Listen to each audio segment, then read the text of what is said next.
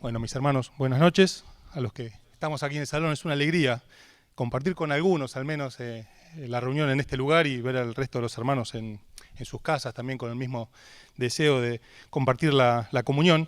Y bueno, vamos terminando el libro de Josué. Nos toca esta noche, con la ayuda de Dios, ver el capítulo 23. Terminaremos, Dios mediante, el viernes que viene. Va a traer Omar el cierre del libro.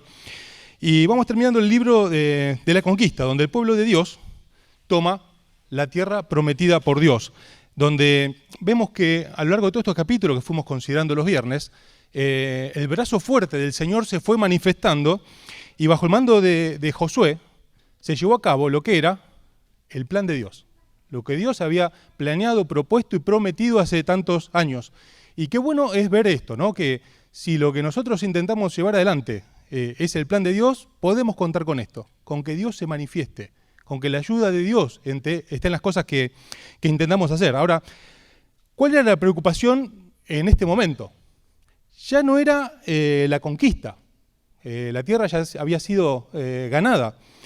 Algo que en otro momento parecía tan difícil, que en muchos años antes algunos hebreos habían dicho, esta tierra devora a sus moradores, donde viven gigantes, nosotros somos como hormigas, cosas que por otro lado eran verdad, no era mentira, no estaban equivocados. Realmente, era una tierra muy fértil, que la Biblia la describe como la tierra donde fluye leche y miel. Y suele pasar que las cosas que son buenas suelen tener interesados, no están abandonadas. Y realmente era difícil tomar esa tierra por estas condiciones. Pero nos decía Andrés la semana pasada, el viernes pasado, que ahora venía algo que era más difícil, y es permanecer. El desafío del pueblo de Dios en este tiempo era, habiendo ya ganado la tierra que Dios había prometido, era permanecer en el lugar. Ahora, teniendo en mente esto, Josué le habla al pueblo en este capítulo 23, que los invito a leer, vamos a ir leyendo de grupos de versículos, y comienza los dos primeros versículos del capítulo 23, diciendo lo que yo decía, que Josué le habla al pueblo, y aquí vemos a quién le habla. Capítulo 23, verso 1 y 2, dice, aconteció, muchos días después que Jehová diera reposo a Israel de todos sus enemigos alrededor, que Josué, siendo ya viejo y avanzado en años, llamó a todo Israel, a sus ancianos, a sus príncipes, a sus jueces y sus oficiales, y les dijo, yo ya soy viejo y avanzado en años. Y después sigue allí el relato. Y vemos que llama a todo el pueblo. Ahora, por una cuestión lógica, eran millones de personas, no había, como tenemos hoy, estos medios tecnológicos para hablar a todo el mundo, dice que llama a los príncipes, a los jueces, a los gobernantes. O sea, va a hablar a todo el pueblo, pero llama ¿a quién? A los líderes. ¿Y por qué llama a los líderes? Bueno, porque la responsabilidad de lo que iba a venir iba a ser de ellos. Siempre la responsabilidad es de los líderes. Los líderes dejan una impronta, dejan una marca. Y la forma que los líderes procedan y tomen la fe va a marcar el pueblo de Dios. Ahora yo imagino el resto de la gente cuando llaman a todos, pero más cercanamente le habla a los líderes, habrán dicho, bueno, menos mal, la responsabilidad es de ellos. Les dice a ellos, así que bueno, las consecuencias para bien o para mal también serán de los líderes. Para nosotros es un alivio. No, hermanos, no es así, para nada. Es que, si bien la responsabilidad es de los líderes que dejan su impronta, las consecuencias de lo que hagan los líderes, para bien o para mal, las pagan o las disfruta todo el pueblo. Por eso, el Señor mismo en Marcos capítulo 13, verso 5, le dice a la gente, miren, que nadie los engañe, porque van a venir muchos de parte mía diciendo alguna cosa, yo no los mandé, tengan cuidado lo que escuchan. Y Pablo le dice a los efesios, nadie os engañe con palabras vanas. Y en otro momento le dice, mire, yo sé que cuando yo me vaya, de entre ustedes van a surgir, ojo a quien siguen. Porque las consecuencias de lo que ustedes sigan, las van a sufrir o las van a disfrutar. Pablo a los colosenses le dice, mirad que nadie os engañe por medio de filosofías y huecas sutilezas. Es notable que los engaños cuando surgen son sutilezas. No son groserías, no son cosas, dice, bueno, vamos a vender droga. No, a nadie se le ocurre seguir a un líder así. Son cosas sutiles, que no están de acuerdo a la palabra de Dios, que tienen otros argumentos. Y hermanos, tenemos que tener cuidado de no ser atraídos por líderes con estas características. Y uno puede decir, ¿pero cómo? Si le habló el líder, la responsabilidad es de él. Sí, claro que sí, es de él. Así como a Adán en su momento el Señor le dijo, por tu culpa es maldita la tierra, porque la responsabilidad era de él. Pero la consecuencia la sufrimos hasta el día de hoy. No es que dijo, bueno, el problema de Adán. Al día de hoy seguimos pagando las consecuencias de esta desobediencia. Al principio del libro veíamos como el Señor le dice a Josué, Josué, esforzate.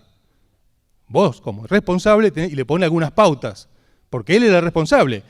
David mismo en un momento censó al pueblo para medir su fuerza, no confiando en Dios, evidentemente, no lo dice abiertamente la Biblia, pero pareciera hacer esto. ¿Quién pagó la consecuencia? ¿Hubo mortandad? ¿Dónde? En el pueblo. Porque las consecuencias, para bien o para mal, las sufre o las disfruta el pueblo. Y vamos a ver más adelante en Reyes y en Jueces, tiempos de avivamiento y tiempos de derrota y de cautiverio, que van acorde a los reyes, a los jueces que gobernaban, cómo era su corazón, cómo era su vida. Y el pueblo vivía estas cosas.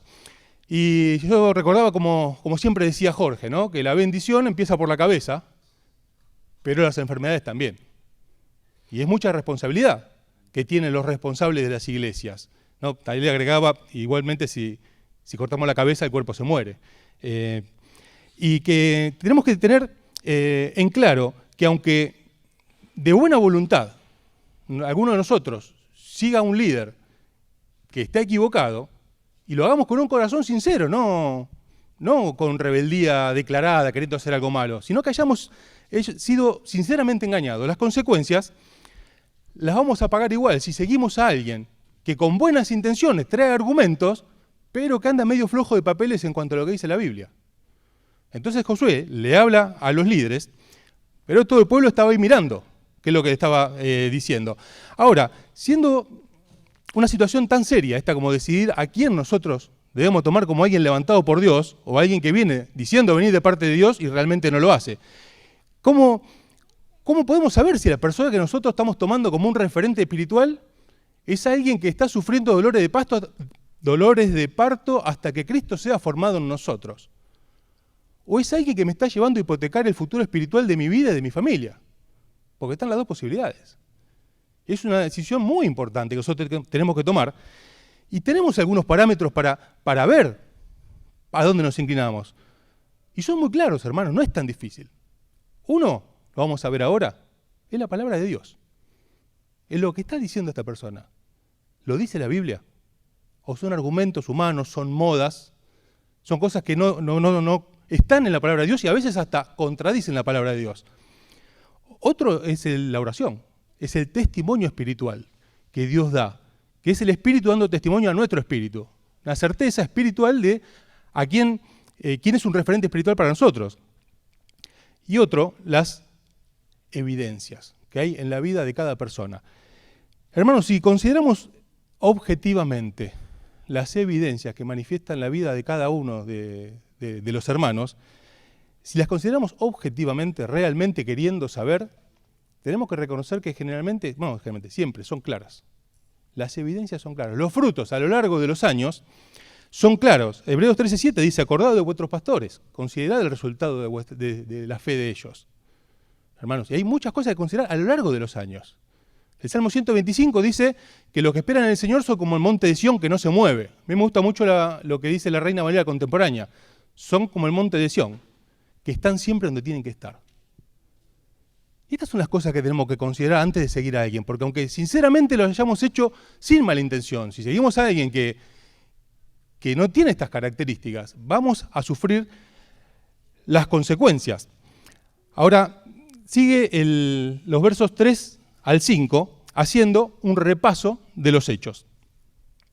Dice el verso 3, y vosotros habéis visto todo lo que Jehová vuestro Dios ha hecho con todas estas naciones por vuestra causa, porque Jehová vuestro Dios es quien ha peleado por vosotros. He aquí, os ha repartido por suerte en herencia para vuestras tribus estas naciones, así las destruidas como las que quedan, desde el Jordán hasta el mar grande, hacia donde se pone el sol.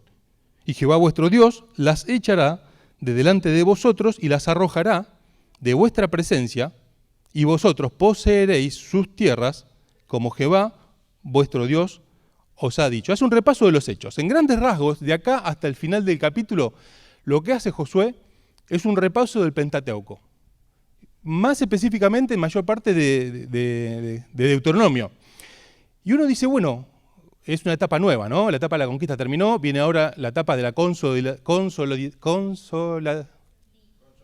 consolidación. Ahí está, perdón, se me trabó, se me lengua la traba.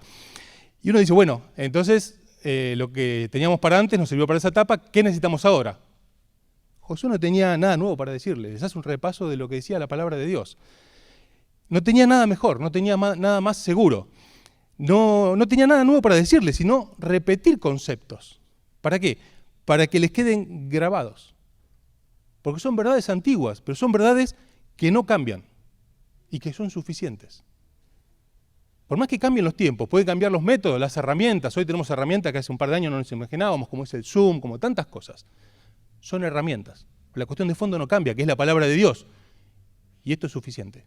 Para lo que pasó, para lo que viene, para lo que esperamos, para lo que queremos. Esto es suficiente. No hace falta nada nuevo, no hay nada nuevo. Yo me acordaba cuando leía esto, algo que nos contaba Tony, de un hermano muy sencillo, allí en el Impenetrable, con muy poca ilustración, pero temeroso de Dios, y que en cierta ocasión caen algunas personas, hablándole, el creyente en Cristo, hablándole de una renovación. Y este hermano le dice, espéreme un momento. Fue adentro y salió con la Biblia muy gastada, de tanto leerla, le dice, ¿qué parte le quiere renovar usted? Y no supieron qué decirle y ahí los invitó a que se retirasen. Porque no tenía algo nuevo para decirles. Porque no hay nada mejor que estas cosas. Ahora, hay dos claves de las cosas que Josué les dice al pueblo. Una es, ustedes vieron lo que Dios hizo. Ustedes lo vieron, no es que yo se lo estoy contando. Todos nosotros tenemos testimonio de lo que Dios hizo en medio nuestro, en medio de los hermanos, de la iglesia. Y otra cosa que le dice, y ustedes vieron que Dios peleó por ustedes. Que ustedes quisieron hacer lo que Dios había determinado. Y la experiencia que fue, que Dios fue el que peleó por ustedes. Y todos nosotros tenemos testimonio de estas cosas. Nuestra propia vida en la iglesia, tenemos cosas para contar en situaciones donde realmente nosotros no teníamos posibilidades, no podíamos. Algunos hermanos no lo vivieron, no estaban todavía entre nosotros. En ciertas ocasiones salió a remate el centro deportivo. Decía, bueno, ¿qué hacemos? Lo vamos a comprar. No, el pliego creo que la base era $2 millones, una cosa así. Dábamos medio flojo de caja, no llegábamos, no teníamos los medios para hacerlo. En otras ocasiones, hermanos con situaciones de salud como Ángel en su momento, yo me acuerdo, era muy novito en la fe. Y había mucha preocupación por un diagnóstico terrible, el cual Dios revirtió, los médicos no podían hacer nada. Y podemos ver cómo Dios obró en situaciones donde nosotros no podíamos hacer nada, no teníamos los medios, porque teniendo los medios lo hace cualquiera. Cuando la necesidad es económica, teniendo plata, cuando hay situaciones que se pueden resolver, otras realmente nos desbordan. Y acá Josué le dice, ustedes vieron cómo Dios fue el que peleó con ustedes. No hay otra explicación, porque esta tierra realmente es la que devora a sus moradores y donde viven gigantes. Pero Dios peleó por ustedes. Y no se los contó nadie. Ustedes lo vieron. Y los creyentes en Cristo tenemos la posibilidad que nadie tiene, que es dar testimonio de lo que Dios hizo en nuestra vida. Las religiones generalmente cuentan lo que creen. Nosotros podemos contar lo que Dios hizo, y eso no lo puede negar nadie. No lo puede negar nadie. Y Josué les recuerda esto, y yo recordaba como Pablo en 2 Corintios hace un repaso de algo similar. Él cuenta lo que había vivido. Dice, tuvimos sobre nosotros sentencia de muerte para que aprendamos a no confiar en nosotros, sino en el Señor. No había otra cosa para hacer. ¿Cómo se iba a escapar? Estaba excedido en la situación. ¿Y para qué sirvió esto? Situaciones tan extremas. Para que aprendamos a confiar. Pablo dice acá, no hay ninguna duda que el que me sacó fue el Señor. ¿Y para qué más sirve? Para afianzar la fe. Dice, el Señor, el cual nos libró, dice Pablo, nos libra y esperamos nos librará. ¿Por qué esperamos nos librará? Porque tiene muy buena voluntad Pablo. No, en base a la evidencia de lo que él vivió. Y estas cosas afirman nuestra fe. Y esto es lo que dice Pablo, Josué en el versículo 5. Y Jehová vuestro Dios las echará de delante de vosotros. ¿Y qué te da esta certeza, Josué? Lo que vimos. No la buena voluntad que tenemos en creer. La gente cree un montón de cosas. poniéndole mucha voluntad, mucha más que nosotros. Hacen cosas que a veces son increíbles. Pero acá lo que fortalece estas cosas es lo que realmente había visto. Los versos 6 al 11 continúa diciendo lo que ellos debían hacer. Y dice, esforzaos pues mucho en guardar y hacer todo lo que está escrito en el libro de la ley de Moisés, sin apartarnos de ello ni a diestra ni a siniestra, para que no os mezcléis con estas naciones que han quedado con vosotros, ni hagáis mención, ni juréis por el nombre de sus dioses, ni los sirváis, ni os inclinéis a ellos. Mas a Jehová vuestro Dios seguiréis, como habéis hecho hasta hoy. Pues ha arrojado Jehová de delante de vosotros grandes y fuertes naciones, y hasta hoy nadie ha podido resistir delante de vuestro rostro. Un varón de vosotros perseguirá a 1000, porque Jehová vuestro Dios es quien pelea por vosotros como Él os dijo. Guardad pues con diligencia vuestras almas, para que améis a Jehová vuestro Dios. Y el verso 6 al 11 le dice qué es lo que debían hacer. ¿Y qué es lo que debían hacer? Esforzarse en lo que ellos sí podían hacer. Decíamos recién, hay cosas en las cuales nos exceden y no tenemos mucho para hacer más que esperar en Dios. Pero hay cosas que sí dependen de nosotros. Como le dijo el profeta Natán a David, en cierta oportunidad, va el profeta al rey y le dice, le enumera las cosas, los beneficios que Dios le había dado. Y le dice, y yo te hubiera dado mucho más, de parte de Dios, ¿no? Y yo te hubiera dado mucho más. Pero fue recortado la bendición por la desobediencia de David. Hay cosas que sí dependen de nosotros. Y una de ellas es el carácter. Nosotros debemos trabajar nuestro carácter, debemos ejercitarlo, porque eso depende de nosotros. Y eso necesita Dios, quiere Dios para obrar en nosotros. No necesita talentos, porque si hay algo bueno que tenemos en nuestra vida es porque Dios lo da. Yo leía, después de releer tantas veces, ¿no? Un libro de Spurgeon, Discurso a mis estudiantes. Un libro que registra las enseñanzas en un seminario donde se preparaban pastores. Y él cuenta la entrevista de un muchacho que quería ir de misionero a la India. Y delega Spurgeon esta entrevista a uno de sus copastores, compañeros de él. Y cuenta la experiencia. Y dice que, bueno, este hermano cita al candidato a viajar a la India de misionero a las 6 de la mañana en su casa. Una época donde no había colectivos ni Uber y las distancias largas eran complicadas. Y el muchacho a 6 de la mañana llega ahí, lo hace pasar a su estudio, lo deja un par de horas esperando.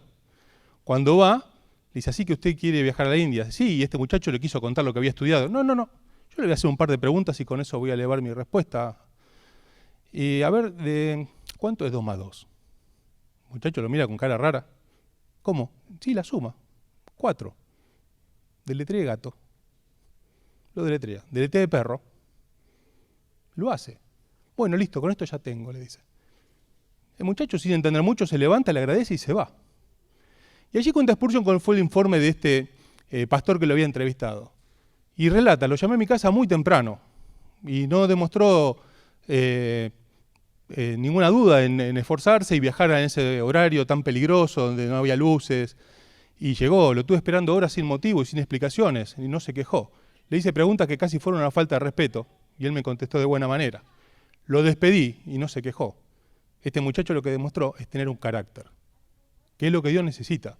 El resto se lo dará en su momento cuando sea necesario, el Señor. Pero Él demostró que lo que Él tiene que poner, lo tiene. Una de las cosas que nosotros debemos esforzarnos es en el carácter. ¿Y la otra cuál es? Lo que dice Josué acá. Poner por obra, obedecer la palabra de Dios. Esforzarnos, dice el verso 6. Esforzaos pues. Eso sí depende de nosotros. No hacer lo que nos quede más cómodo, sino trabajar esto, esforzarnos. Ahora, yo veía el verso 8, que dice, mas a Jehová vuestro Dios seguiréis como habéis hecho hasta hoy, hablando de sus bendiciones, ¿no? Entonces, ¿qué significa esto? ¿Que la bendición de Dios depende de que no nos equivoquemos? Pues dice, bueno, Dios lo va a bendecir si siguen haciendo como hasta hoy, si se esfuerzan. No, gracias a Dios que no es así. Israel lo vimos en todos estos capítulos, se había equivocado. Josué mismo se había equivocado. Pero yo siempre digo que a la gente se la mide por promedio. ¿Nos podemos equivocar? Claro que sí. Pero el testimonio de nuestra vida tiene que indicar hacia dónde apuntamos. Y si bien Israel y su jefe, Josué, se había equivocado, Josué puede decirles, bueno, más allá de las equivocaciones, entendemos que ustedes temen a Dios y apuntan a donde quieren. Y Dios eso es lo que necesita, ser enseñables. Enseñables. ¿Y a dónde tenemos que apuntar?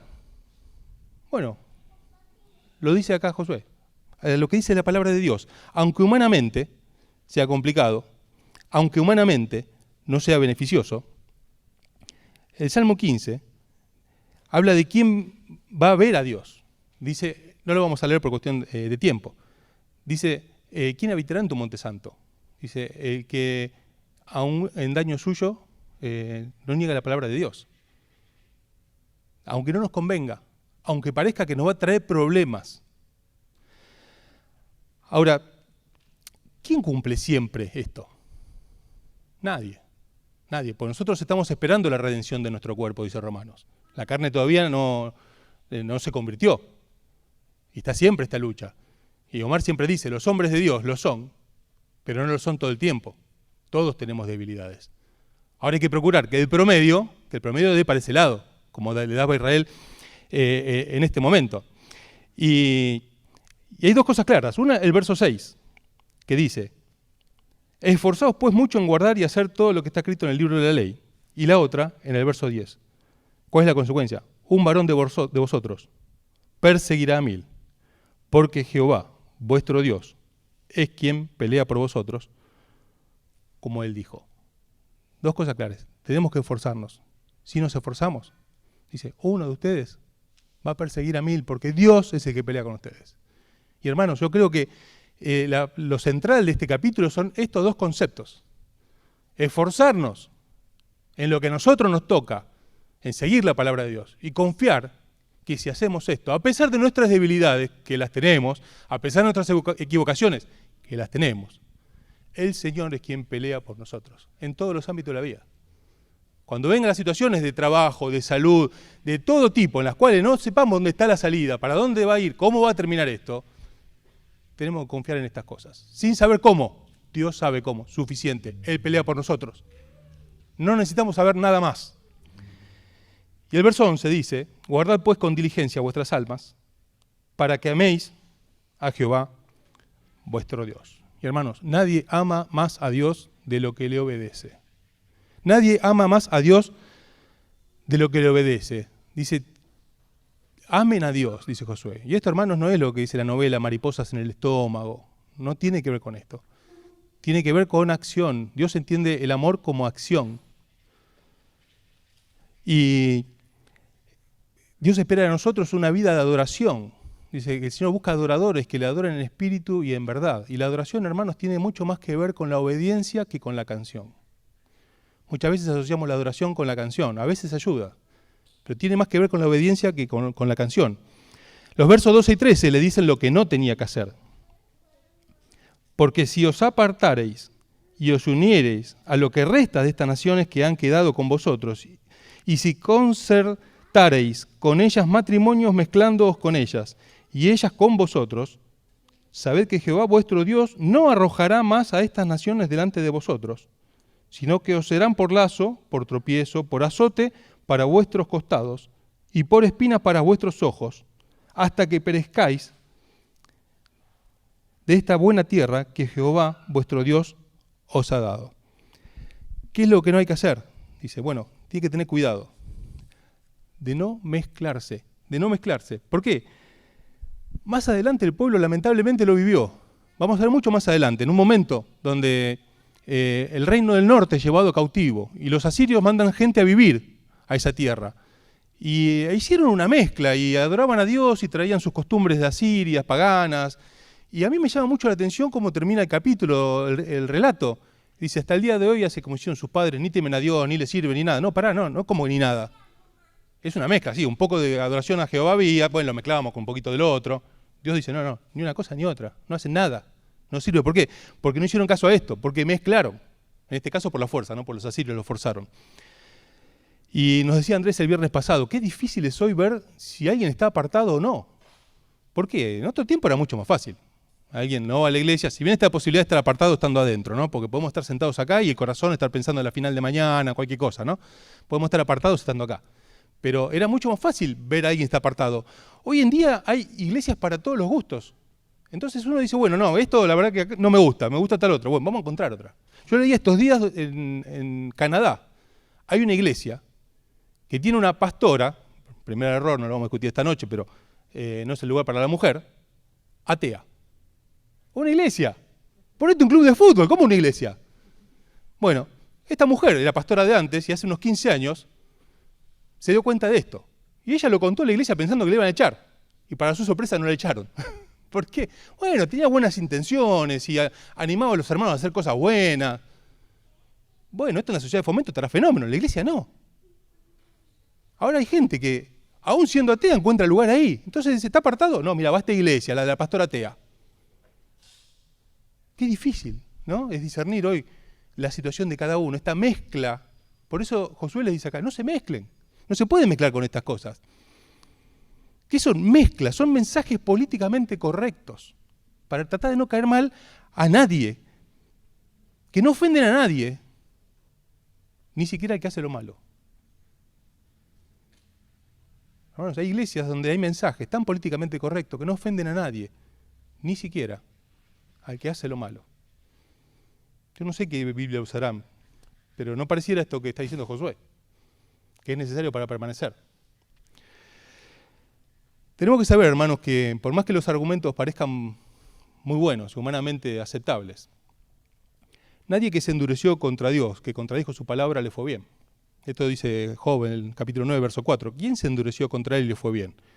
Nadie, aunque tenga argumentos buenísimos, aunque las intenciones parezcan excelentes. El Señor le dice en un momento a Pablo, dura cosa te es dar coces contra el aguijón. Es patear el pinche con que apuraban a los animales, ¿no?